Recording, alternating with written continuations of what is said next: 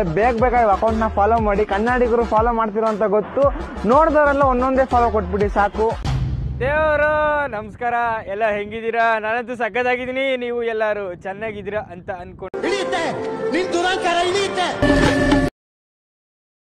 ನಾನು ನನ್ನ ದೌಲತ್ತು ನನ್ನ ದುರಾಂಕಾರದಲ್ಲ ನಾನು ಬದುಕಿರೋದು. ನಿನಗ್ ಬೇಕಾ? ಹೋಗಿ ಎಲ್ಲಾರು ನನಗೆ ನನ್ನ ಸ್ವಾಭಿಮಾನ ಫೈನಲ್.